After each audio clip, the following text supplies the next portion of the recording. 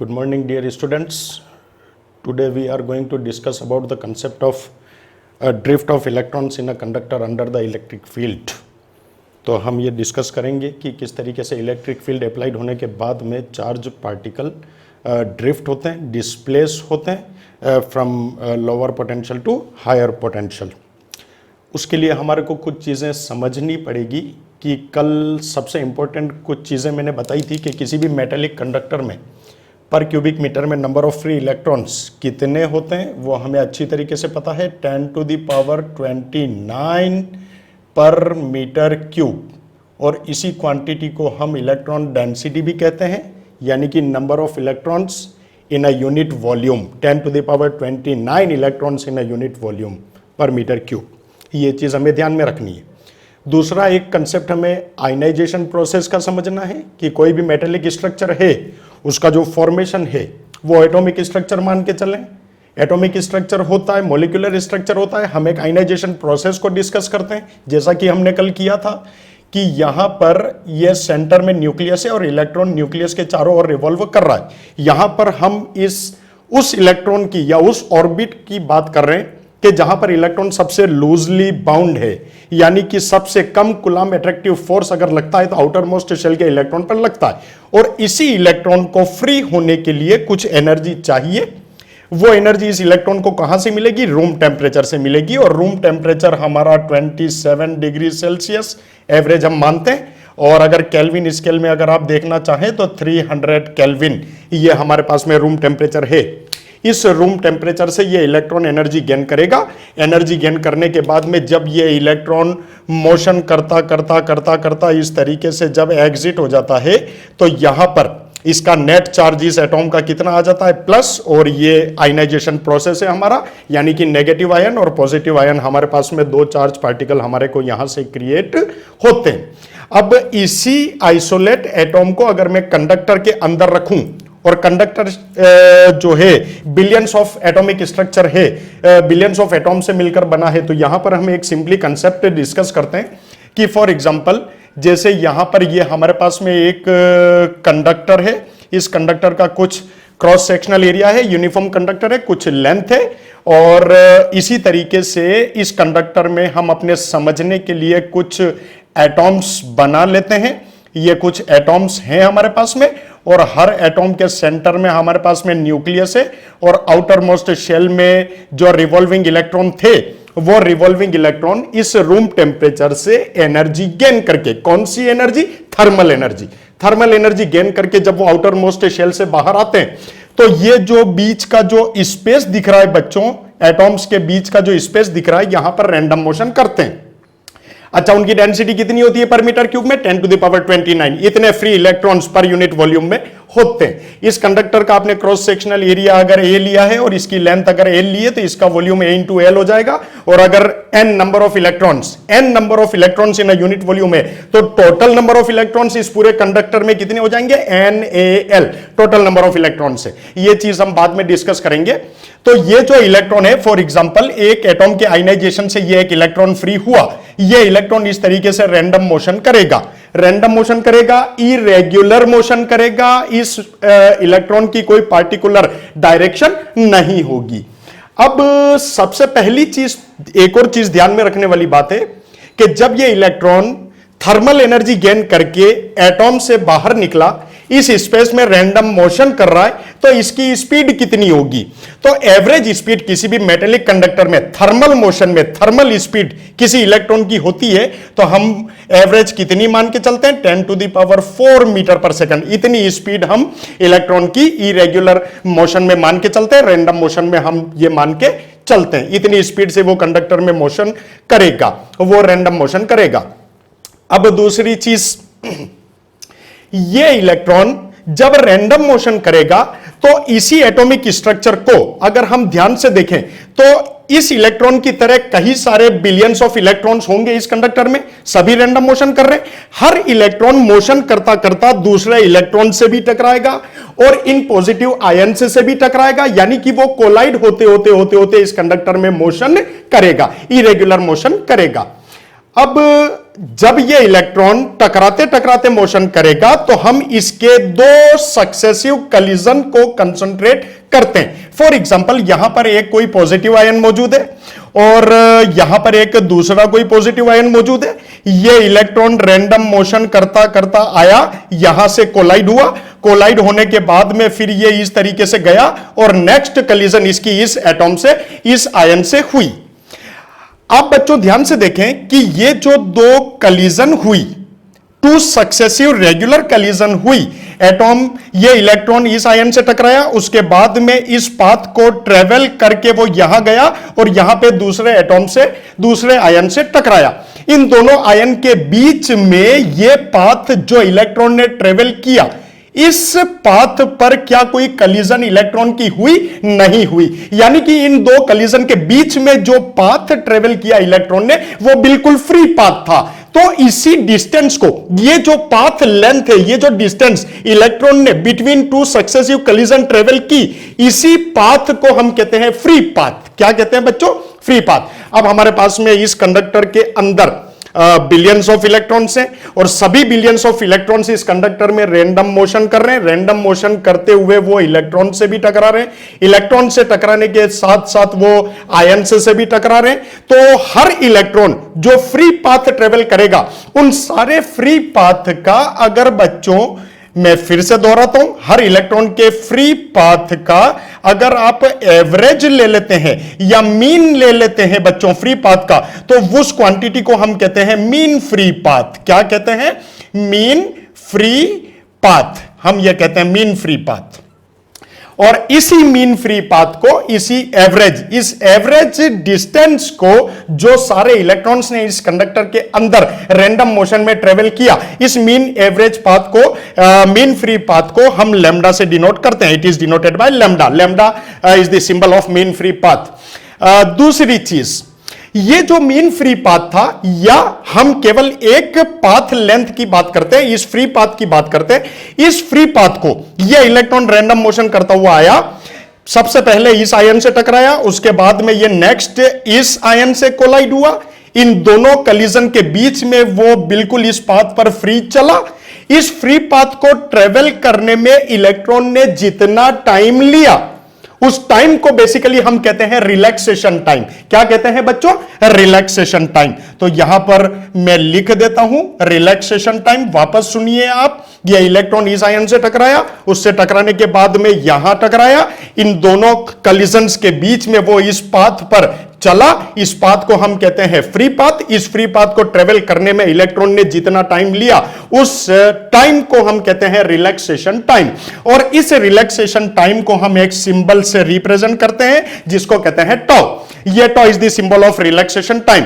जिस तरीके से आपने बिलियंस ऑफ इलेक्ट्रॉन्स के सारे फ्री पाथ का मीन एवरेज फ्री पाथ निकाला, जिसको आपने मीन फ्री पाथ का नाम दिया, उसी तरीके से इस पाथ लेंथ को ट्रेवल करने में लगने वाले रिलैक्सेशन टाइम, यानी कि बिलियंस ऑफ इलेक्ट्रॉन्स के फ्री पाथ ट्रेवल करने में या मीन फ्री पाथ ट्रेवल करने में जितना टाइम लिया, उन सारे टाइम का अगर आप मीन लेंगे तो उस मीन रिलैक्सेशन टाइम को हम एक नए कैपिटल सिंबल से रिप्रेजेंट कर सकते हैं। उसको कहते हैं मीन रिलैक्सेशन टाइम, टॉ मीन, मीन रिलैक्सेशन टाइम।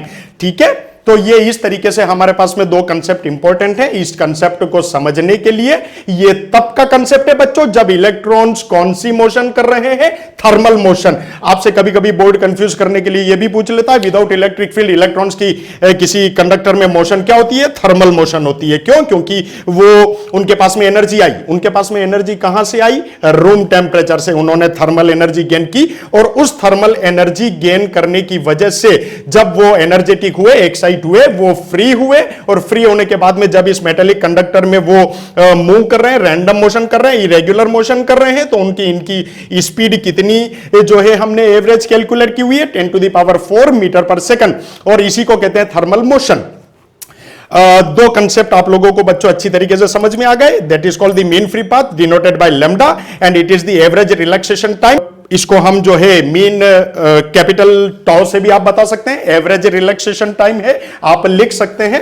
अब थोड़ा सा हम इसको और डिटेल में थोड़ा सा हम डिस्कस करते हैं और देखते हैं कि आगे इस मीन रिलैक्सेशन टाइम और इस टॉ से हम क्या कंसेप्ट जनरेट कर सकते हैं, क्या फिलोसॉफी हम लगा सकते हैं। तो बच्चों इसी मीन फ्री पाथ और रिलैक्सेशन टाइम के कंसेप्ट को हम थोड़ा सा आगे बढ़ाते हैं। अब इस डायग्राम में आपको एक चीज दिख रही है, इससे पहले जो डायग्राम था उसमें बैटरी या सेल या पोटेंशियल डिफरेंस इस कंडक्टर के अक्रॉस दोनों एंड्स पर हमने नहीं लगाया हुआ था। तो विदाउट इलेक्ट्रिक फील्ड इस कंडक्टर के अंदर जो चार्ज पार्टिकल इलेक्ट्रॉन की जो मोशन थी उसका नाम हमने रखा था थर्मल मोशन। क्यों? क्योंकि उन्होंने थर्मल एनर्जी गेन करी थी रूम टेम्परेचर से। लेकिन अब हमने यहां पर एक इलेक्ट्रिक फील्ड लगा दिया, इस कंडक्टर के दोनों एंड्स पे हमने पोटेंशियल डिफरेंस अप्लाई कर दिया है। उस पोटेंशियल डिफरेंस को आप डिनोट कर सकते हैं, ये आपने पोटेंशियल डिफरेंस अप्लाई कर दिया। और क्योंकि हमें पता है कि इलेक्ट्रिक फील्ड की डायरेक्शन पॉजिटिव टू नेगेटिव, तो हम ये मान के चलते हैं कि ये हमारी इलेक्ट्रिक फील्ड की डायरेक्शन हो गई। ये इलेक्ट्रिक फील्ड इस कंडक्टर के अंदर हमने जो है अप्लाई कर दिया, अप्लाइड इलेक्ट्रिक फील्ड। अब बच्चों एक चीज यहां पर ये ध्यान से देखिए कि इससे पहले जो इलेक्ट्रॉन की मोशन थी वो थर्मल मोशन थी। आपको अच्छी तरीके से पता है कि किसी भी कंडक्टर में पर मीटर क्यूब में कितने नंबर ऑफ इलेक्ट्रॉन्स होते हैं, 10 टू द पावर 29 पर मीटर क्यूब, इतने नंबर ऑफ इलेक्ट्रॉन्स होते हैं। अब हमने यहां पर इलेक्ट्रिक फील्ड अप्लाई किया। बिफोर इलेक्ट्रिक फील्ड जब इलेक्ट्रॉन रैंडम मोशन कर रहा था, इरेगुलर मोशन कर रहा था, तब दो सक्सेसिव कलिजन के बीच में जो इलेक्ट्रॉन का पाथ होता था बेसिकली वो लीनियर पाथ होता था। कौन सा पाथ होता था? लीनियर पाथ, यानी कि इलेक्ट्रॉन स्ट्रेट लाइन में चलता था। दूसरी इंपॉर्टेंट चीज, जब आपने इलेक्ट्रिक फील्ड अप्लाई किया उस इलेक्ट्रॉन को, अब ये पॉजिटिव टर्मिनल हायर पोटेंशियल जब इलेक्ट्रॉन को सक करेगा, इलेक्ट्रॉन पर फोर्स लगाएगा, तो इलेक्ट्रॉन मजबूर होगा राइट टू लेफ्ट चलने के लिए। ठीक है, वो बैटरी उसको सक करेगी, इलेक्ट्रॉन जो है डिस्प्लेस होगा। अब हम यहां पर एक काइनेमेटिक इक्वेशन की बात करते हैं, उससे पहले हम यह देख लेते हैं कि जब आपने यहां पर पोटेंशियल डिफरेंस लगाया तो इस कंडक्टर के अंदर जितने भी फ्री इलेक्ट्रॉन्स थे उन फ्री इलेक्ट्रॉन्स पर लगने वाला फोर्स, ये फॉर्मूला आपने फर्स्ट चैप्टर में देख रखा है। Under the electric field charge particle पर बच्चों फोर्स कितना लगता है? F is equal to QE। और यहां पर हमारे पास में जो फ्री पार्टिकल, जो हमारे पास में रैंडम मोशन में कौन है? इलेक्ट्रॉन्स है। उन इलेक्ट्रॉन्स पर लगने वाला फोर्स चार्ज कौन सा है? इलेक्ट्रिक चार्ज, यानी कि हम यहां पर पुट कर देते हैं -EE। जब ये बैटरी इन इलेक्ट्रॉन्स पर इतना फोर्स लगाएगी तो इतना फोर्स लगाने के बाद में एक एक्सीलरेशन जनरेट होगा। उस एक्सीलरेशन को यूनिफॉर्म एक्सीलरेशन जनरेट होगा, यूनिफॉर्म फोर्स लगेगा। उस यूनिफॉर्म फोर्स लगने की वजह से विदाउट इलेक्ट्रिक फील्ड इलेक्ट्रॉन्स की जो इरेग्युलर मोशन थी, अब इस यूनिफॉर्म एक्सीलरेशन की वजह से, यूनिफॉर्म फोर्स की वजह से सारे इलेक्ट्रॉन एक साथ सेम एक्सीलरेशन से डिस्प्लेस होंगे, एक ही डायरेक्शन में चलेंगे। अब उनकी मोशन जो है वो कौन सी हो जाएगी? रेगुलर मोशन हो जाएगी। अब बच्चों आप इस तरीके से देखें कि हम न्यूटन्स लॉ से जो है इनका एक्सीलरेशन कैलकुलेट कर सकते हैं। F is equal to ma, then acceleration is equal to force upon m। If we put the value of the force -E upon m into E, ये हमारे पास में एक्सीलरेशन आया। ठीक है बच्चों, अब हम ये इलेक्ट्रॉन जो इस तरीके से डिस्प्लेस होगा, मैंने एक बात कही कि विदाउट इलेक्ट्रिक फील्ड जब इलेक्ट्रॉन्स की थर्मल मोशन थी तब इलेक्ट्रॉन इरेगुलर मोशन कर रहे थे। टू सक्सेसिव कलिजन के बीच में जो फ्री पाथ उन्होंने ट्रेवल किया, वो फ्री पाथ उनका लीनियर पाथ था, वो लीनियर डिस्टेंस थी, वो लीनियर मोमेंटम था, क्योंकि उनके पास में इनर्शिया है। ये एक इनर्शिया की कैरेक्टरिस्टिक है, वो लीनियर मोमेंटम था। लेकिन जब ये बैटरी उस पर फोर्स लगाएगी, अगर कोई इलेक्ट्रॉन इस तरीके से रैंडम मोशन करते हुए जा रहा है और वो बैटरी अगर उसको इधर सक करना चाहती है तो उसका पाथ हल्का सा कर्व्ड हो जाएगा और कर्वेचर की फॉर्म में वो इलेक्ट्रॉन धीरे धीरे डिस्प्लेस होगा। ये जो एक्सीलरेशन यहां पर इस बैटरी ने जनरेट किया, जो फोर्स जनरेट किया, ये फोर्स कंटिन्यूअसली लगेगा और कंटिन्यूअसली इलेक्ट्रॉन इस कंडक्टर में धीरे धीरे इस तरीके से ड्रिफ्ट होगा, कर्व्ड पाथ में धीरे धीरे ड्रिफ्ट होगा। फॉर एग्जांपल, अगर ये इलेक्ट्रॉन इस तरीके से रैंडम मोशन करते हुए इधर जाता है तो ये बैटरी इसको इधर सक करती है और ये इलेक्ट्रॉन इधर खिसक जाता है। फिर ये इलेक्ट्रॉन की टेंडेंसी जो है रैंडम मोशन करते हुए इधर जाने की होती है, ये बैटरी वापस इसको इधर सक करती है। जब ये वापस रैंडम मोशन करते करते इधर जाता है तब बैटरी वापस सक करती है। तो आप इस डायग्राम में देखिए कि ये इलेक्ट्रॉन इस इलेक्ट्रिक फील्ड के अंदर में इस फोर्स की वजह से धीरे धीरे इस तरीके से खिसकता है, खिसकने के बाद में एक एंड से दूसरे एंड तक ट्रेवल करता है। इलेक्ट्रॉन की इस तरीके का डिस्प्लेस होना, इस तरीके की मोशन बच्चों बेसिकली इसको कहते हैं ड्रिफ्ट मोशन। और इसी के अंडर इलेक्ट्रिक फील्ड जो इलेक्ट्रॉन की जो वेलोसिटी होती है, उस वेलोसिटी को हम कहते हैं बेसिकली ड्रिफ्ट वेलोसिटी, और उसी ड्रिफ्ट वेलोसिटी को हम डिनोट करते हैं वीडी से। और एवरेज ड्रिफ्ट वेलोसिटी जो हमने मेजर की हुई है थर्मल मोशन का ऑर्डर, जैसे हमने लिखा था थर्मल मोशन का ऑर्डर, थर्मल वेलोसिटी जो होती है यू थर्मल एवरेज, ये बात कर रहे हैं हम एवरेज की। एवरेज थर्मल वेलोसिटी जो होती थी वो 10 to the power 4 to 10 to the power 5 metre पर सेकंड है। लेकिन अंडर इलेक्ट्रिक फील्ड जो इलेक्ट्रॉन की ड्रिफ्ट वेलोसिटी जो हमने एवरेज मेजर की हुई है, जो प्रैक्टिकली हमें जो बताया हुआ है, वो एवरेज ड्रिफ्ट वेलोसिटी कितनी होती है बच्चों? ये होती है लगभग 10 to the power -4 मीटर पर सेकंड और 10 to the power -5 मीटर पर सेकंड, इतनी छोटी हो जाती है ये चीज। इसका भी रीजन है, हम आगे देखेंगे कि ऐसा क्यों होता है। अभी आप इस चीज को समझिए। यहां पर बच्चों ये देखिए, आपको ये फोर्स लगा चार्ज पार्टिकल पर, उस फोर्स से ये इलेक्ट्रॉन जो है एक्सीलरेट हुआ। यूनिफॉर्म एक्सीलरेशन की वजह से सारे इलेक्ट्रॉन एक रेगुलर पाथ ट्रेवल करते हुए, रेगुलर मोशन करते हुए ड्रिफ्ट होने लगे, यानी कि डिस्प्लेस होने लगे। उसी डिस्प्लेसमेंट को हमने ड्रिफ्ट वेलोसिटी कहा। ड्रिफ्ट वेलोसिटी से ये इलेक्ट्रॉन एक एंड से दूसरे एंड तक गया।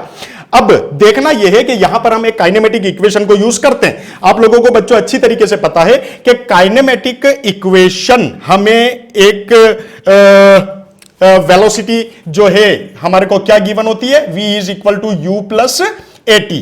यहां पर हम टाइम कौन सा यूज करते हैं बच्चों? रिलैक्सेशन टाइम, तो रिलैक्सेशन टाइम सिर्फ एक इलेक्ट्रॉन के लिए। अगर मैं ये मान लूं कि अंडर इलेक्ट्रिक फील्ड एक इलेक्ट्रॉन एक एंड से दूसरे एंड तक गया, तो विदाउट इलेक्ट्रिक फील्ड उसी इलेक्ट्रॉन की जो मोशन थी वो क्या थी? थर्मल मोशन, और thermal motion is denoted bye you. आप इसको इनिशियल वेलोसिटी भी कह सकते हैं। विदाउट इलेक्ट्रिक फील्ड जो रैंडम मोशन थी, जो इरेगुलर मोशन थी इलेक्ट्रॉन की, तब इलेक्ट्रॉन की कौन सी मोशन थी? इनिशियल वेलोसिटी थी, इनिशियल मोशन थी। तो आप यहां पर फर्स्ट इलेक्ट्रॉन के लिए उसकी ड्रिफ्ट वेलोसिटी v1, उसकी अंडर इलेक्ट्रिक फील्ड उसकी जो है बिफोर इनिशियल वेलोसिटी या एवरेज या थर्मल वेलोसिटी क्या थी? u1। एक्सीलरेशन यूनिफॉर्म है और उसका रिलैक्सेशन टाइम कितना था? τ1। सिमिलरली अगर आप दूसरे इलेक्ट्रॉन की बात करें तो v2 इज इक्वल टू, यहां पर हम लिख सकते हैं u2 प्लस एक्सीलरेशन, और यहां पर उसका रिलैक्सेशन टाइम कितना होगा? t2। इसी तरीके से बच्चों अगर आप n इलेक्ट्रॉन्स के लिए बात करेंगे तो n इलेक्ट्रॉन्स के लिए you can right un plus acceleration और τn।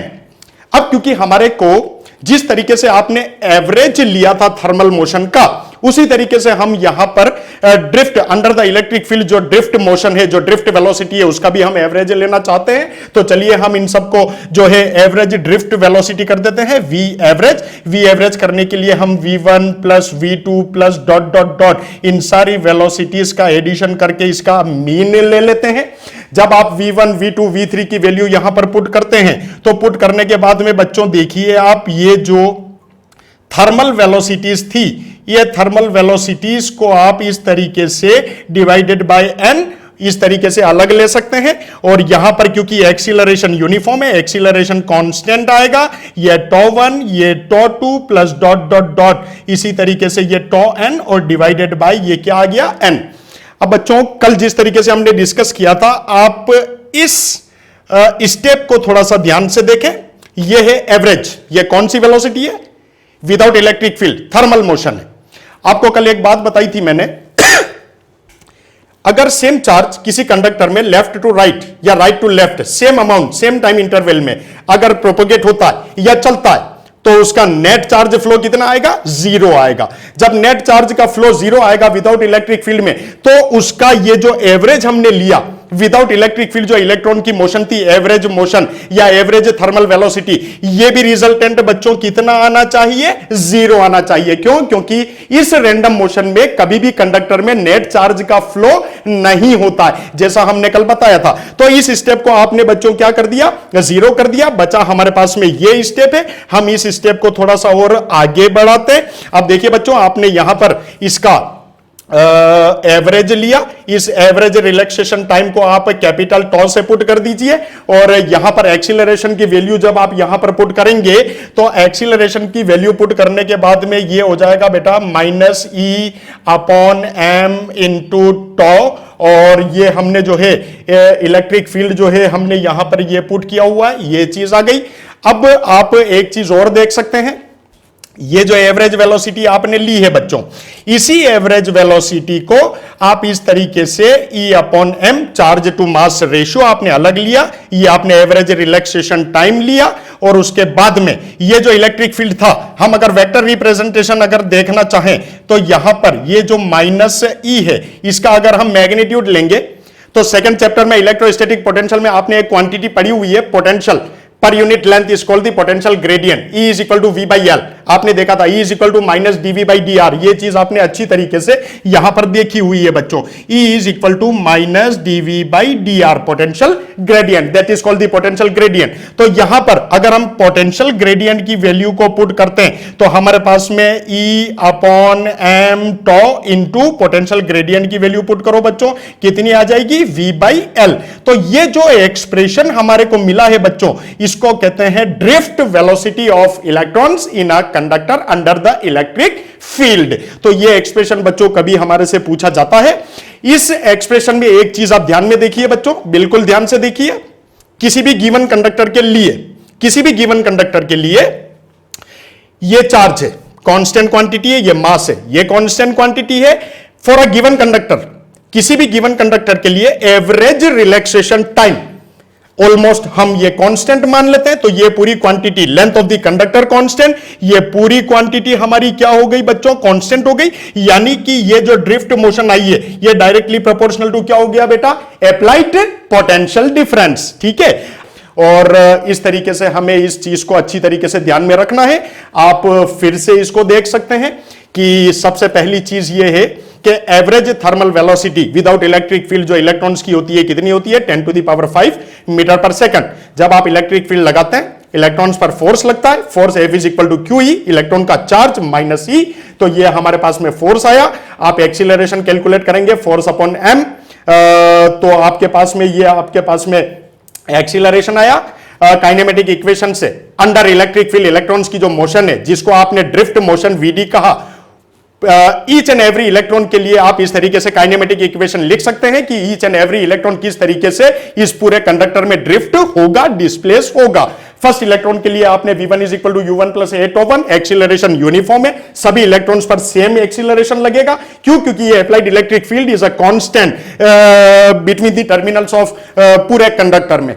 तो यहां पर दूसरे इलेक्ट्रॉन के लिए, ये थर्ड इलेक्ट्रॉन के लिए, इस पूरी ड्रिफ्ट मोशन का जब आपने एवरेज लिया तो विदाउट इलेक्ट्रिक फील्ड जो मोशन थी थर्मल मोशन, उसका एवरेज लिया, उसको आपने जीरो किया। क्यों किया जीरो? क्योंकि विदाउट इलेक्ट्रिक फील्ड इलेक्ट्रॉन्स की रैंडम मोशन होती है और रैंडम मोशन में कभी भी किसी कंडक्टर में नेट चार्ज का फ्लो नहीं होता है। जब नेट चार्ज का फ्लो नहीं होगा तो उसका एवरेज भी क्या आएगा, जीरो।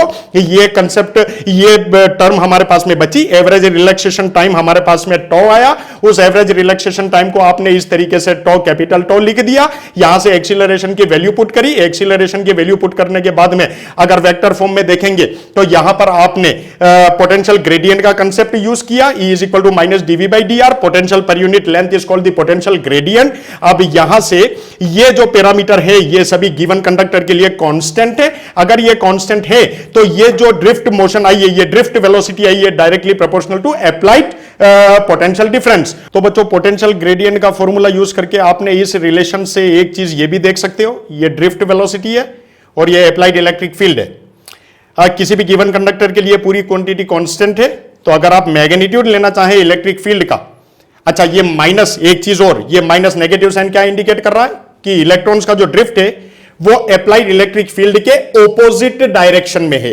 तो minus indicates the direction between the drift velocity of electrons and the applied electric field. तो अगर ये क्वांटिटी कांस्टेंट है तो हम यहां से एक रिलेशन देख सकते हैं नीचे बच्चों, इस बॉक्स में देखिए कि drift velocity is directly proportional to applied electric field. अब हम एक चीज ये देखेंगे बच्चों कि विदाउट इलेक्ट्रिक फील्ड इलेक्ट्रॉन की जो मोशन थी वो motion 10 to the power 5 metre पर सेकंड थी। जब आपने इलेक्ट्रिक फील्ड लगाया, इलेक्ट्रॉन एक्सीलरेट हुआ, एक्सीलरेशन होने के बावजूद उसकी मोशन का ऑर्डर है वो कितना आ रहा है बच्चों, 10⁻⁻⁴ मीटर पर सेकंड। इतना छोटा होते हुए भी हमारे को जो है करंट, जो इलेक्ट्रिक करंट जो हमारे को मिलता है, huge amount of electric current हम जनरेट कर सकते हैं। तो इन दोनों में कैसे क्या डिफरेंस आया ये हम अभी देखते हैं। तो बच्चों ये आपने अभी अप्लाइड इलेक्ट्रिक फील्ड और ड्रिफ्ट वेलोसिटी के बीच में रिलेशन देखा। ये रिलेशन कई बार हमारे को एग्जाम में पूछ लिया जाता है और maximum weightage short answer question में जो वेटेज पास्ट 8 to 10 ईयर्स में जो वेटेज रहा है वो लगभग इन्हीं कंसेप्ट से रहा है और छोटी छोटी चीजें हमारे से पूछी जाती है। उन्हीं में से एक चीज, एक पैरामीटर जो नया यहां से जनरेट होता है वो आप देखें अच्छी तरीके से। ये चीज मैंने आपको बता दी थी, यहां पर negative sign indicates the direction between the drift velocity of electrons and applied electric field. तो मैग्नीट्यूड में हम उसको नहीं लें, drift velocity is equal to E/m tau into applied electric field E। अब बच्चों एक चीज आप यहां पर ध्यान से देखें, मुझे एक बात बताइए कि अभी मैंने एक चीज कही थी कि ये इलेक्ट्रिक चार्ज कांस्टेंट क्वांटिटी, ये mass of the electron constant quantity, ये relaxation time for a given material, for a given conductor, average relaxation time भी क्या है, कांस्टेंट। तो बेसिकली अच्छा, तो ये जो क्वांटिटी है, ये जो क्वांटिटी बच्चों आपको दिख रही है, ये क्वांटिटी किसी भी गिवन कंडक्टर के लिए कांस्टेंट है। अगर ये गिवन कंडक्टर के लिए कांस्टेंट है तो हमने इसको एक नए सिंबल से रिप्रेजेंट किया। उस सिंबल को बेसिकली हम क्या कहते हैं बच्चों, म्यू। क्या कहते हैं उसको, म्यू। और इसी म्यू को हम एक नए पैरामीटर से डिनोट करते हैं जिसको हम कहते हैं बच्चों मोबाइलिटी। क्या कहते हैं, मोबाइलिटी। तो that is called the mobility of electrons और charge carrier in a given conductor. तो यहां पर बच्चों एक चीज जनरेट होती है कि बेसिकली ये मोबाइलिटी कोई पैरामीटर है क्या, इसकी डेफिनेशन होनी चाहिए। एक चीज मैं आपको बताता हूं बच्चों, अगर हम किसी स्टूडेंट से जनरली आज पूछते हैं कि बच्चों रेजिस्टेंस क्या है, तो बच्चा एकदम से जवाब दे देता है R = V/I। बच्चे से पूछा जाता है कि बेटा रेजिस्टेंस क्या है, बेटा जवाब देता है कि R = V/I। सर ये रेजिस्टेंस है। That is not the resistance. ये रेजिस्टेंस नहीं है बच्चों, ये रेजिस्टेंस कैलकुलेट करने का फॉर्मूला है। रेजिस्टेंस तो ऑपोजिशन है। हम देखेंगे कि बेसिकली रेजिस्टेंस का कंसेप्ट क्या है, रेजिस्टिविटी का कंसेप्ट क्या है। That is not the resistance. ये इक्वेशन रेजिस्टेंस को डिफाइन नहीं करती है। ये किसी भी कंडक्टर में रेजिस्टेंस कैलकुलेट करने के लिए एक इक्वेशन हमने बनाई हुई है। तो ये जो है रेजिस्टेंस कैलकुलेट करने का फॉर्मूला। सिमिलरली अगर आप ये चाहते हैं कि बच्चों मोबाइलिटी क्या है, अगर ये आप बताना चाहते हैं तो बेसिकली मोबाइलिटी एक ऐसा पैरामीटर है जिसकी कोई पार्टिकुलर डेफिनेशन नहीं है। ये एक कांस्टेंट क्वांटिटी के लिए सिंबल हमने यहां पर दिया है। लेकिन अगर आप डिफाइन करना चाहते हैं तो यहां से आप म्यू को डिफाइन कर सकते हैं। Mu = VD/E। जब अगर आपसे कोई पूछे कि what do you mean by mobility, तो मोबाइलिटी ऑफ चार्ज कैरियर, तो आप यहां पर एक चीज बता सकते हैं कि drift velocity of electron, the ratio of the drift velocity of electron to the applied electric field, that is called the mobility of charge carrier, mobility of charges in a given conductor. इस तरीके से आप mobility को define एक line में, single line में define कर सकते हैं।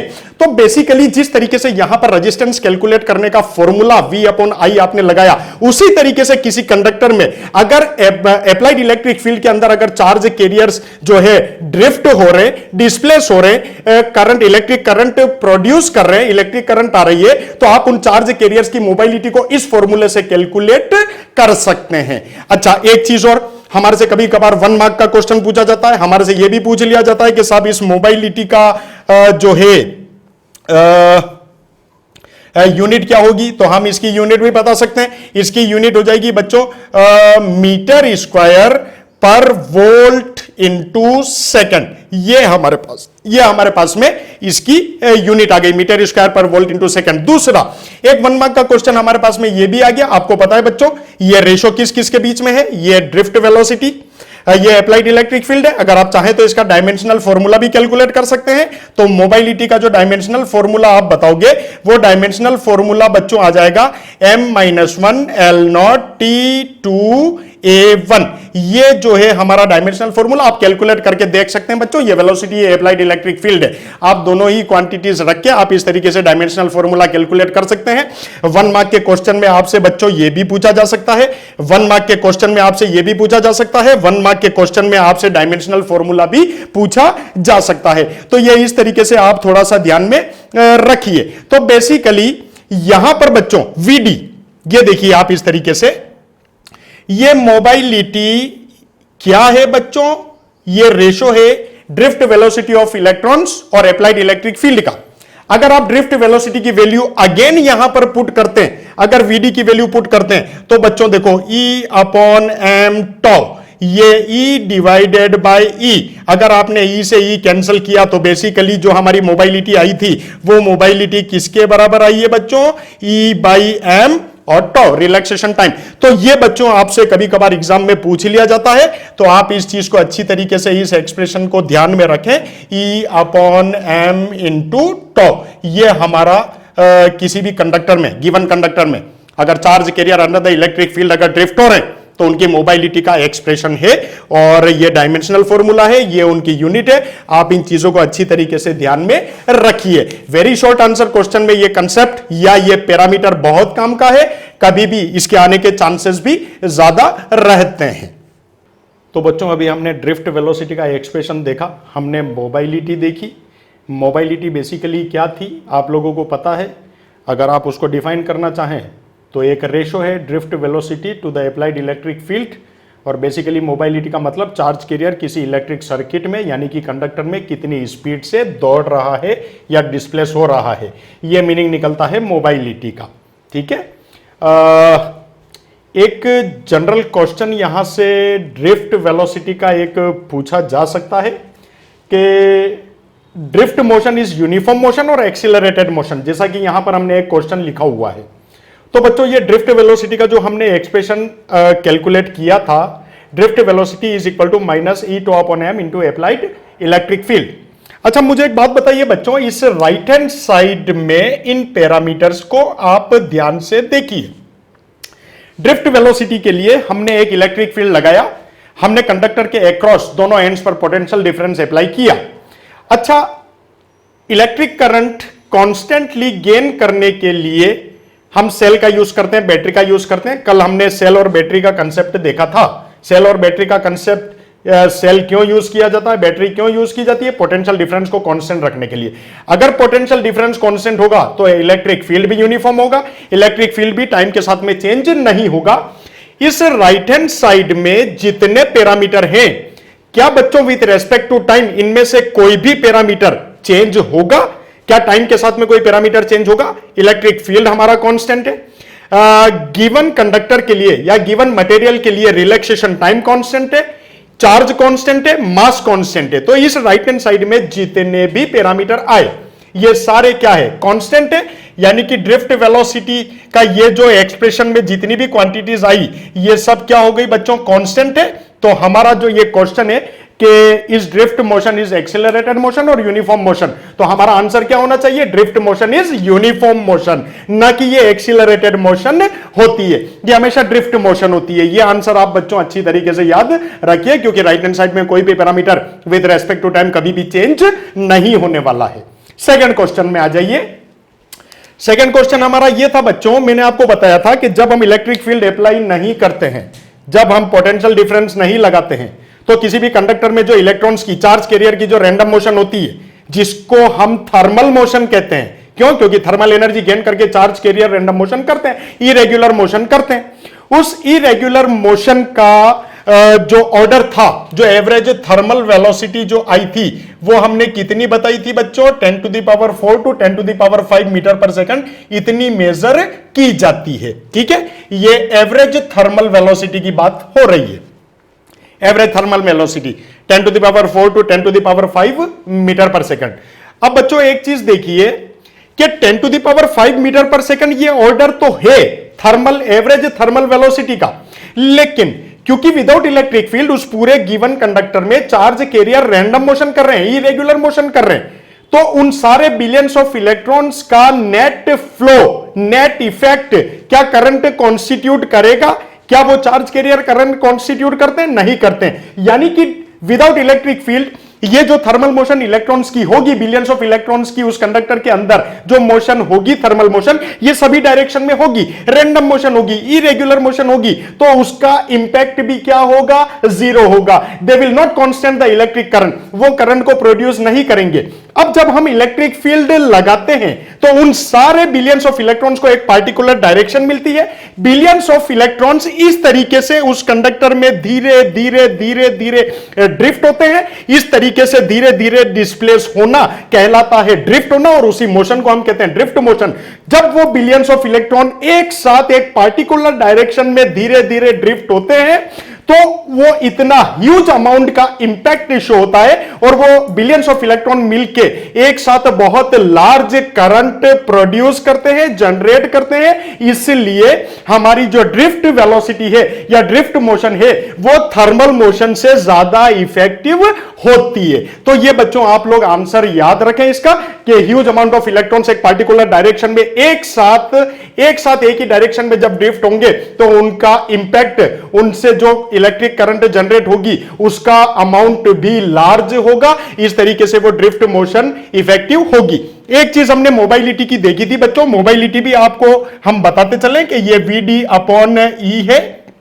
अब बच्चों देखिए यहां से आप एक चीज और देख सकते हैं कि ये जो मोबाइलिटी है, ये मोबाइलिटी डायरेक्टली किसके प्रोपोर्शनल होगी बच्चों? ड्रिफ्ट मोशन के प्रोपोर्शनल होगी, ड्रिफ्ट वेलोसिटी के प्रोपोर्शनल होगी। अगर चार्ज कैरियर का ड्रिफ्ट होना, डिस्प्लेसमेंट अगर फास्ट है, अगर उसकी ड्रिफ्ट मोशन फास्ट है तो उसकी मोबाइलिटी भी ज्यादा होगी। यानी कि अगर एक इलेक्ट्रॉन एक सर्किट में तेज भागता है तो उसका मोबाइलिटी ज्यादा है, और अगर ड्रिफ्ट मोशन अगर कम है, वेलोसिटी कम है, तो उसकी मोबाइलिटी भी कम होगी। तो बच्चों ये दो जनरल क्वेश्चन है, और जितने भी कंसेप्ट हम बच्चों इस चैप्टर में डिस्कस करते हुए चल रहे हैं, चाहे वो कंपटीशन फोकस से हो, चाहे वो बोर्ड लेवल के नजरिए से हो, ये सारा जो मटेरियल है, जो हैंड रिटन मटेरियल, सॉरी जो प्रिंटेड मटेरियल है, वो प्रिंटेड मटेरियल आपको नीचे डिस्क्रिप्शन में मिल जाएगा।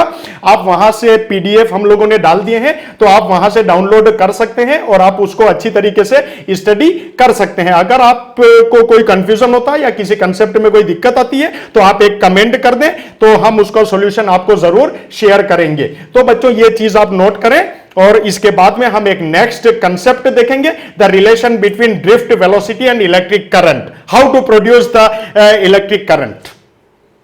तो बच्चों ड्रिफ्ट वेलोसिटी और अप्लाइड इलेक्ट्रिक फील्ड के बीच में आपने रिलेशन देख लिया। मोबाइलिटी एक नया पैरामीटर जनरेट हुआ, वो भी आपने देख लिया। अब एक नई हेडिंग यहां पर आपको दिख रही है, relation between drift velocity and electric current. तो एक चीज हमेशा याद रखना बच्चों कि विदाउट इलेक्ट्रिक फील्ड जो charge particle billions of electrons किसी कंडक्टर में रैंडम मोशन करते हैं, सभी डायरेक्शन में मोशन करते हैं, तो उनका इफेक्ट रिजल्टेंट क्या आता है? जीरो आता है, जिस वजह से करंट कॉन्स्टिट्यूट नहीं होती है। आप किसी भी मेटेलिक कंडक्टर को या किसी भी कंडक्टर को आप हाथ लगाएंगे तो आपको करंट नहीं आएगा। वो रीजन यही है कि random motion, irregular motion, net effect zero, इस वजह से हमें करंट जो है वो प्रोड्यूस नहीं होती और हमें करंट नहीं मिलती है।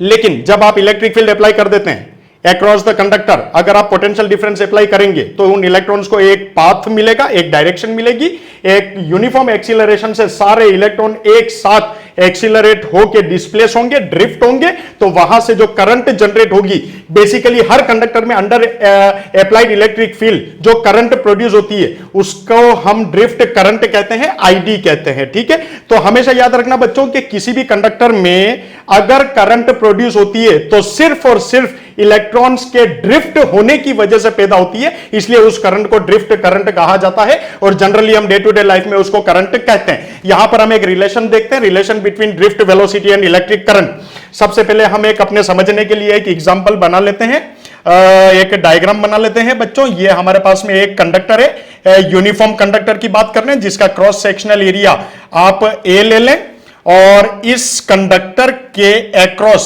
आपने एक सेल लगा दिया, पोटेंशियल अप्लाई कर दिया आपने, ये आपने पोटेंशियल डिफरेंस अप्लाई कर दिया। हमारे को पता है हम इलेक्ट्रिक फील्ड की डायरेक्शन को भी डिनोट करते हैं, ये अप्लाइड इलेक्ट्रिक फील्ड की हमारी डायरेक्शन हो गई। और हमें एक चीज और पता है, फिर से दोहरा देते हैं कि नंबर ऑफ इलेक्ट्रॉन्स यानी कि electron density 10 to the power 29 पर metre cube, n is the number of electrons, यानी कि इलेक्ट्रॉन डेंसिटी है। हम यहां पर लिखते हुए चलते हैं। मुझे एक बात बताइए बच्चों, अगर इस कंडक्टर की लेंथ यहां पर मैं कितनी मान के चलता हूं? L मान के चलता हूं। L is the length of the conductor and the cross sectional area is denoted by capital A। यह हमने यहां पर पोटेंशियल डिफरेंस लगाया। यहां पर हम ये चीज लिख देते हैं N। N is the electron density. यहां पर हम लिख देते हैं इलेक्ट्रॉन डेंसिटी। और इलेक्ट्रॉन डेंसिटी का क्या मतलब होता है? Number of electrons in a unit volume. Number of electrons in a unit volume, यानी कि हमने क्या बताया कि अगर इस कंडक्टर के यूनिट वॉल्यूम में कितने नंबर ऑफ इलेक्ट्रॉन्स हैं? N। अगर यूनिट वॉल्यूम में n इलेक्ट्रॉन्स हैं तो इस कंडक्टर का टोटल वॉल्यूम कितना हो जाएगा? A into L. तो इस कंडक्टर का जो टोटल वॉल्यूम है A इंटू एल, अगर यूनिट वॉल्यूम में n इलेक्ट्रॉन्स है तो टोटल नंबर ऑफ इलेक्ट्रॉन्स हमें कितने मिलेंगे? यहां पर हम लिख देते हैं total number of electrons. Total number of electrons हमारे को बच्चों कितने मिल जाएंगे? n into A into L, क्योंकि A इंटू एल इस कंडक्टर का होल वॉल्यूम है। यूनिट वॉल्यूम में n इलेक्ट्रॉन्स है तो टोटल नंबर ऑफ इलेक्ट्रॉन्स हमारे पास में NaL आ गए। जितने बिलियंस ऑफ इलेक्ट्रॉन्स हैं, जितनी इलेक्ट्रॉन डेंसिटी है, सभी का चार्ज Q है। तो टोटल चार्ज हमारे पास में कितना हो जाएगा? अगर एक इलेक्ट्रॉन का चार्ज Q है तो इतने नंबर ऑफ इलेक्ट्रॉन्स का चार्ज कितना होगा? तो हम यहां पर यह मेजर कर सकते हैं टोटल चार्ज। तो टोटल चार्ज को किस तरीके से बताएंगे बच्चों? NaL into Q। यह हमारे पास में टोटल चार्ज हो गया। सॉरी, टोटल चार्ज को, एक इलेक्ट्रॉन का चार्ज अगर हमारे पास में माइनस ई है तो टोटल इलेक्ट्रॉन्स का चार्ज कितना हो जाएगा बेटा? माइनस ई। ये हमारे पास में टोटल चार्ज आ गया। Total charge is denoted bye Q। ये हमने टोटल चार्ज बता दिया। अब हमारे पास में चार्ज आ गया, ठीक है बच्चों। अब एक चीज और देखिए आप यहां पर अच्छी तरीके से, टोटल चार्ज को हम थोड़ा सा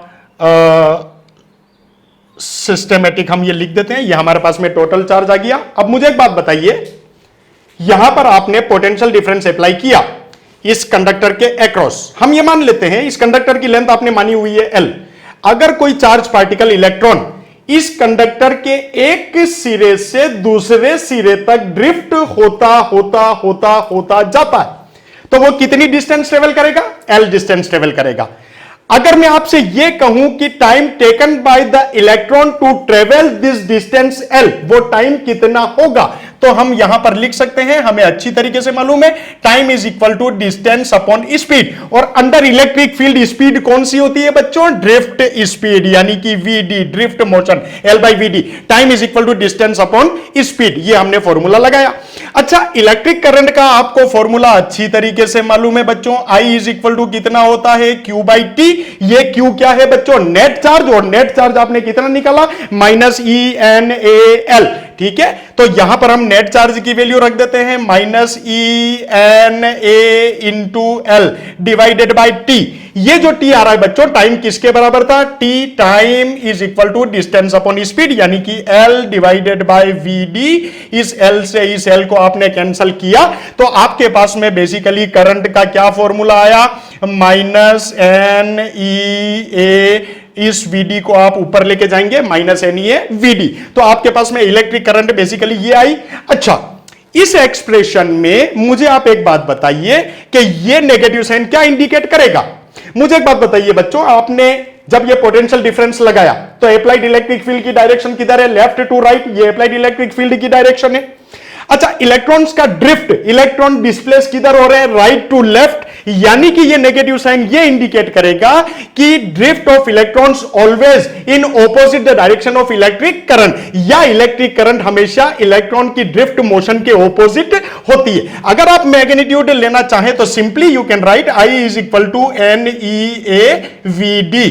तो बच्चों ये एक्सप्रेशन हमारे बहुत काम का है, ये बहुत ही इंपॉर्टेंट एक्सप्रेशन है। न्यूमेरिकल्स भी इससे पूछे जाते हैं, शॉर्ट आंसर क्वेश्चन में भी इस पर कई क्वेश्चन बनते हैं। अभी हम एक क्वेश्चन देखेंगे कि basically what is the effect of temperature on drift velocity of electrons और what is the effect of temperature on the electric current in any conductor. हम टेम्परेचर का क्या इफेक्ट पड़ेगा, अगर टेम्परेचर वेरी होता है तो ड्रिफ्ट मोशन पे क्या इफेक्ट पड़ेगा, और ड्रिफ्ट मोशन से रिलेटेड जो करंट कॉन्स्टिट्यूट होगी उस करंट पे क्या इफेक्ट पड़ेगा। तो ये एक्सप्रेशन आप बच्चों अच्छी तरीके से नोट कीजिए। तो बच्चों ये ड्रिफ्ट वेलोसिटी और इलेक्ट्रिक करंट के बीच में आपने रिलेशन निकाला, I is equal to N e है vd, vd drift velocity, drift motion under the applied electric field. अब बच्चों एक क्वेश्चन जनरेट होता है यहां से, अगर किसी कंडक्टर को थर्मल एनर्जी दी जाए या टेम्परेचर बढ़ाया जाए तो इस ड्रिफ्ट मोशन पे, ड्रिफ्ट वेलोसिटी पे क्या इफेक्ट पड़ेगा, और सिमिलरली उस ड्रिफ्ट करंट पे टेम्परेचर का क्या इफेक्ट पड़ेगा। तो इस चीज को हम समझते हैं। सबसे पहले हम ड्रिफ्ट वेलोसिटी जो हमने एक्सप्रेशन डिराइव किया था उसको हम वापस से लिख लेते हैं। Drift velocity E upon m tau into e. अब बच्चों इस एक्सप्रेशन में सबसे पहले हम इसकी बात करते हैं, इस ड्रिफ्ट वेलोसिटी की बात करते हैं। मुझे एक बात बताइए बच्चों, इस राइट हैंड साइड में ये जो पैरामीटर आपको नजर आ रहा है इसको क्या कहते हैं, relaxation time, average relaxation time of billions of electrons. हमने इसका एवरेज लिया था, एवरेज रिलैक्सेशन टाइम। अब बच्चों आप देखिए, मुझे एक बात बताइए कि वो जो इलेक्ट्रॉन अंडर इलेक्ट्रिक फील्ड जब सर्किट में ड्रिफ्ट होगा या चलेगा तो बच्चों वो यहां पर ये इलेक्ट्रॉन इस तरीके से आया और ये इलेक्ट्रॉन इस आयन से कोलाइड हुआ। यहां से कोलाइड होने के बाद में वो इलेक्ट्रॉन इस तरीके से चला और चलने के बाद में नेक्स्ट कलिजन उसकी इस आयन से हुई। इन दो सक्सेसिव कलिजन के बीच में इस पाथ पर वो इलेक्ट्रॉन फ्री चला और जिसको हमने नाम दिया था फ्री पाथ। और एक कंडक्टर में हर इलेक्ट्रॉन के सारे फ्री पाथ्स का जब आप एवरेज लेंगे तो आपको एक क्वांटिटी मिलेगी मीन फ्री पाथ, और mean free path is denoted by lambda, हमने सुबह बताया था। अच्छा मुझे एक बात बताइए, इस फ्री पाथ को ट्रेवल करने में इलेक्ट्रॉन ने जितना टाइम लिया उस टाइम का नाम हमने क्या रखा था बच्चों, रिलैक्सेशन टाइम। और एक कंडक्टर में billions of electrons, every electron के रिलैक्सेशन टाइम या फ्री पाथ को ट्रेवल करने में जितना टाइम लगा या जितना समय सभी इलेक्ट्रॉन्स ने लिया, उन सभी इलेक्ट्रॉन्स के रिलैक्सेशन टाइम्स का आपने एवरेज लिया तो आपको एक एवरेज रिलैक्सेशन टाइम मिला जिसको आपने कैपिटल टॉ से डिनोट किया था। अब बच्चों मुझे एक बात बताइए, अगर आपने उस कंडक्टर को थर्मल एनर्जी दी या आपने उसका टेम्परेचर बढ़ाया, अगर आपने उसका टेम्परेचर बढ़ाया तो ये इलेक्ट्रॉन जो थर्मल एनर्जी गेन करने की वजह से उस पूरे कंडक्टर में ब्लैंक स्पेस में रैंडम मोशन, इरेगुलर मोशन कर रहा था, इस इलेक्ट्रॉन को एनर्जी और ज्यादा मिलेगी। जब इस इलेक्ट्रॉन को और ज्यादा एनर्जी मिलेगी तो इसका एक्साइटेशन और बढ़ेगा। अगर ये एक्साइट होगा, इसको एनर्जी ज्यादा मिलेगी तो ये ज्यादा तेज दौड़ेगा। अगर ये इलेक्ट्रॉन ज्यादा तेज दौड़ेगा तो ये जो बीच का रास्ता है, जो फ्री पाथ है, इसको वो जल्दी ट्रेवल करेगा। जल्दी ट्रेवल करने का मतलब इस रास्ते को ट्रेवल करने में उसको टाइम कम लगेगा। बच्चों टाइम कम लगेगा, वो टाइम कौन सा कम लगेगा, रिलैक्सेशन टाइम, जिसको आपने एवरेज रिलैक्सेशन टाइम को आपने टॉ से डिनोट किया। यानी कि जब आपने टेम्परेचर बढ़ाया तो रिलैक्सेशन टाइम डिक्रीज हुआ, इलेक्ट्रॉन्स ने ये डिस्टेंस बिटवीन टू सक्सेसिव कलिजन्स, ये जो डिस्टेंसेस होती है उसको शॉर्ट टाइम में ट्रेवल कर लिया। अगर शॉर्ट टाइम में ट्रेवल किया, एवरेज रिलैक्सेशन टाइम कम हुआ। इस पूरी फॉर्मूले में इस राइट हैंड साइड में अगर इस एवरेज रिलैक्सेशन टाइम टॉ को आप कम करते हैं तो बच्चों सीधे क्या इफेक्ट पड़ेगा, ड्रिफ्ट वेलोसिटी कम हो जाएगी। तो बच्चों आपको एक आंसर तो मिल गया, what is the effect of temperature on drift velocity. यानी कि जब हम किसी कंडक्टर का टेम्परेचर बढ़ाते हैं, इलेक्ट्रॉन को एनर्जी देते हैं तो एवरेज रिलैक्सेशन टाइम रिड्यूस होगा, और अगर एवरेज रिलैक्सेशन टाइम रिड्यूस होगा तो ड्रिफ्ट मोशन भी रिड्यूस होगी, ड्रिफ्ट वेलोसिटी भी रिड्यूस होगी।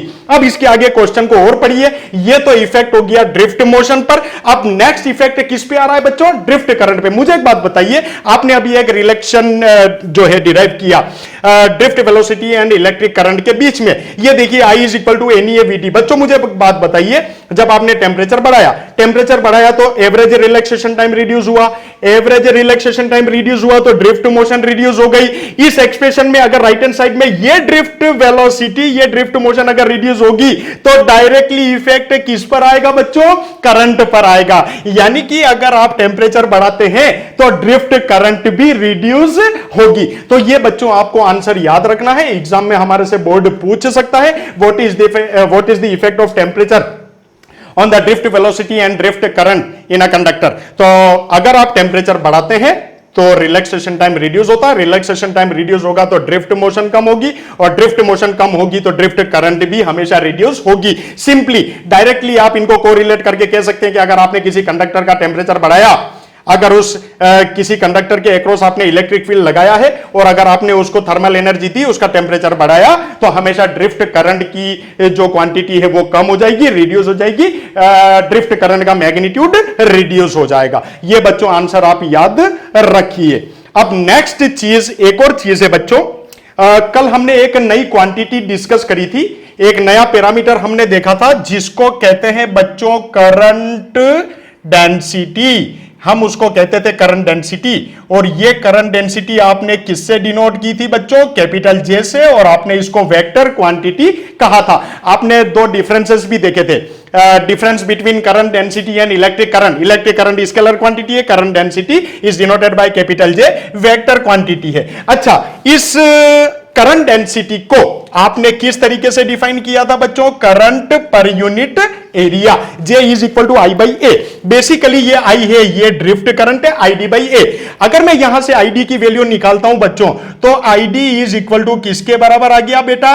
J इंटू ए। ये आ गया हमारा ड्रिफ्ट करंट। इस ID की वैल्यू को अगर मैं इस एक्सप्रेशन में पुट करता हूं, तो बच्चों देखो ID की जगह मैंने क्या पुट कर दिया? JA, और यहां से क्या लिखा मैंने? NAVD। अब देखो राइट हैंड साइड और लेफ्ट हैंड साइड में क्रॉस सेक्शनल एरिया कैंसल, तो हमारे पास में क्या एक्सप्रेशन बचा बच्चों? J is equal to NEVD। अब ये एक नया एक्सप्रेशन आया है, और ये रिलेशन बच्चों किस किस के बीच में हो गया? Drift velocity of electrons and left hand side में कौन सा पैरामीटर है? Current density. तो आप एक नई हेडिंग और डाल सकते हैं, relation between current density and drift velocity of electron in a conductor. तो ये हमारे पास में करंट डेंसिटी और ड्रिफ्ट वेलोसिटी के बीच में एक रिलेशन है। एग्जाम में हमारे से ये भी पूछा जा सकता है। आप एक नई हेडिंग डाल के इसको भी नोट कर सकते हैं, और इस पैरामीटर को भी हमें याद रखना है, क्योंकि जब हम न्यूमेरिकल प्रॉब्लम सॉल्व करेंगे तो ये सारे पैरामीटर हमारे लिए काम में आएंगे। और अभी जो नेक्स्ट टॉपिक हम करने जा रहे हैं, जिसको हम कहते हैं माइक्रोस्कोपिक फॉर्म या ओम्स लॉ, या जिसको हम जो है रेजिस्टेंस की फॉर्म में किस तरीके से बताएंगे, वो चीज हम अब देखने जा रहे हैं। तो ये आप बच्चों नोट करिए। तो बच्चों साथ ही जिस तरीके से आपने ड्रिफ्ट वेलोसिटी और करंट डेंसिटी के बीच में एक छोटा सा रिलेशन देख लिया, एक रिलेशन और देखते हुए चलते हैं। कभी कभार ये भी हमारे से पूछ लिया जाता है, एक चीज हमारे को छोटी सी इससे सीखनी है, इसलिए हम ये रिलेशन करना चाहते हैं। Relation between drift velocity and potential difference, जो कि आप एक किसी कंडक्टर के अक्रॉस लगाते हैं।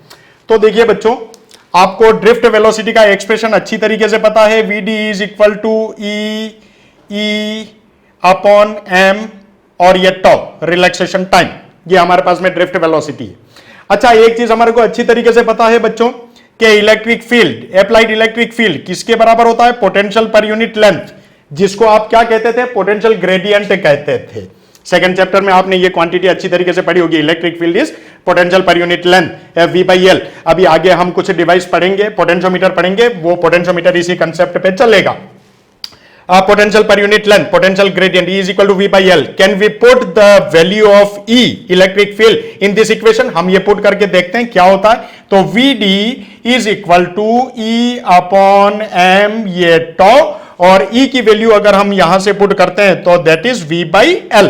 हम यहां पर इसको क्या लिख सकते हैं बच्चों? ये देखिए आप, E, ये टॉ, ये M, मास इंटू लेंथ, और हमारे पास में अब क्या बचा बच्चों? V। अब देखिए आप, ये जो ब्रैकेटेड क्वांटिटी है, ये देखो बच्चों, गिवन कंडक्टर के लिए रिलैक्सेशन टाइम हमेशा कांस्टेंट है, ये मैं आपको पहले भी बता चुका हूं। कोई भी गिवन कंडक्टर है, आप अगर कॉपर ले रहे हैं, रिलैक्सेशन टाइम कांस्टेंट होगा, फाइनाइट क्वांटिटी होगी। इसी तरीके से आप एल्यूमिनियम ले, सिल्वर ले, गोल्ड ले, कोई सा भी कंडक्टर ले, गिवन मेटल के लिए जिस पर आप, जिसके अक्रॉस आप इलेक्ट्रिक फील्ड लगा रहे, जो कंडक्टर आपने लिया उसके लिए एवरेज रिलैक्सेशन टाइम हमेशा कांस्टेंट रहेगा। E constant, M constant, conductor की लेंथ कांस्टेंट, यानी कि आप ये बता सकते हैं कि ये जो ड्रिफ्ट वेलोसिटी है, ये directly proportional to applied potential difference. तो ये आपको रिलेशन बच्चों एक याद रखना है, अगर पोटेंशियल डिफरेंस अगर ज्यादा होगा तो ड्रिफ्ट मोशन भी ज्यादा होगी, और पोटेंशियल डिफरेंस अगर कम होगा तो ड्रिफ्ट मोशन भी कम होगी। एक इंपॉर्टेंट चीज आप ये हमेशा याद रखना बच्चों, ये ड्रिफ्ट मोशन VD, इस राइट हैंड साइड में एक पैरामीटर आ रहा है छोटा सा, लेंथ।